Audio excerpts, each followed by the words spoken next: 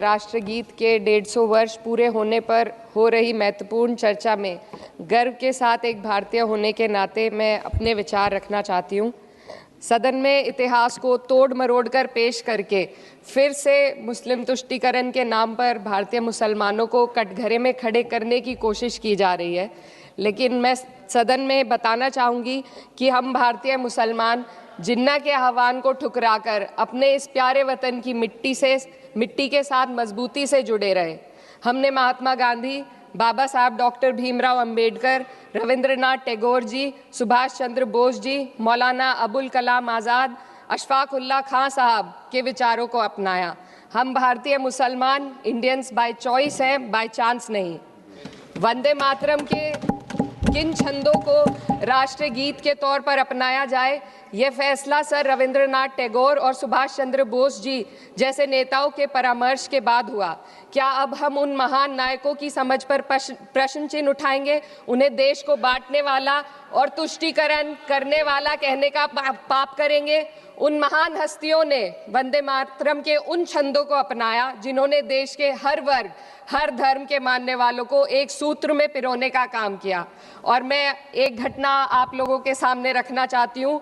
वर्ष 1998 में उत्तर प्रदेश सरकार के मंत्री रविंदर शुक्ला जी ने स्कूलों में राष्ट्रगीत को गाना अनिवार्य कर दिया था। लेकिन तब के तत्कालीन प्रधानमंत्री अटल बिहारी वाजपेयी जी ने, जो उस समय लखनऊ के दौरे पर थे, उत्तर प्रदेश सरकार के इस फैसले पर नाराजगी जताई और यूपी सरकार ने राष्ट्रगीत को अनिवार्य करने वाले मंत्री को बर्खास्त कर दिया था। अब मैं सत्ता पक्ष से सवाल करना चाहूंगी।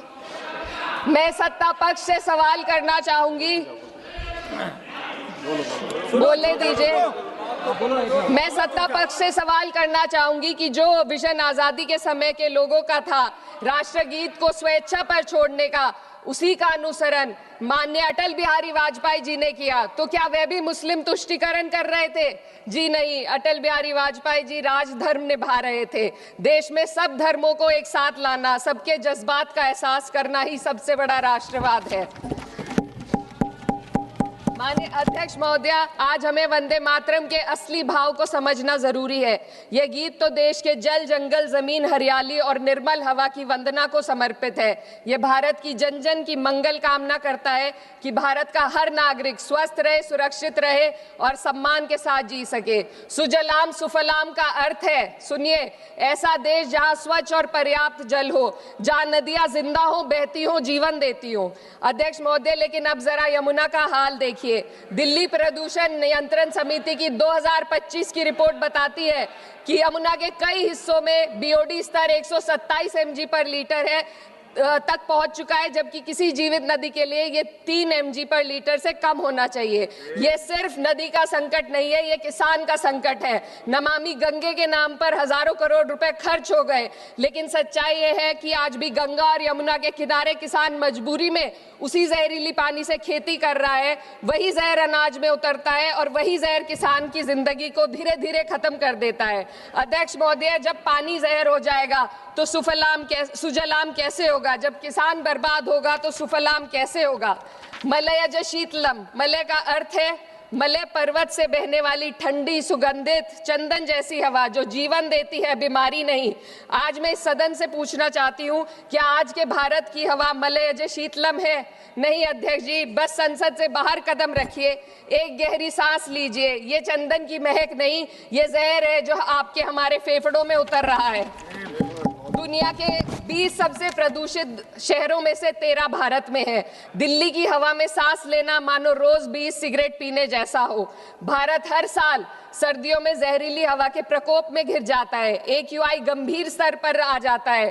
ठंडी हवा का सपना अब गैस चेंबर की हकीकत बन चुका है। हम वो देश हैं जहां सरकार प्रकृति पर बने गीत का मान मर्दन तो करती है, पर उसी प्रकृति, जंगल, हवा, पेड़ को बचाने वाले कानूनों को धीरे धीरे खुद ही खत्म कर रही है। यह है आज के हमारे मलयज शीतलम की अफसोसजनक सच्चाई। अगर हम हवा को साफ नहीं कर पाए तो न सुजलाम बचेगा न सुफलाम बचेगा। माननीय अध्यक्ष महोदया, सस्य श्यामलम का अर्थ है ऐसा देश जहां उपजाऊ जमीन हो, जहां खेत फसल से भरे हो और किसान कर्ज और निराशा में न डूबा हो। आज किसान सिर्फ मौसम से नहीं लड़ रहा, वह प्रदूषण, नीतियों की बेरुखी और सिस्टम की नाइंसाफी से लड़ रहा है। एक तरफ कॉरपोरेट के लोन माफ होते हैं, दूसरी तरफ किसान को उसकी वाजिब एमएसपी भी नहीं मिल पाती है। आप ग्लोबल सुपर पावर बनने की बात करते हैं, लेकिन हमारी पर कैपिटा इनकम दुनिया में 136वें नंबर पर है। हम अपने छोटे पड़ोसी देश से भी पीछे हैं। हमारे लोग $2,500 तक भी नहीं कमा पा रहे एक साल में, और जिन अरबपतियों की ये रक्षा करते हैं वो इतना पैसा एक सेकंड में कमा लेते हैं। आज वंदे मातरम को बुनियाद बनाकर राजनीति की जा रही है, लेकिन जमीन पर जंगल पूंजीपतियों को सौंपी जा रही है, आदिवासियों को उनके घरों से उजाड़ा जा रहा है।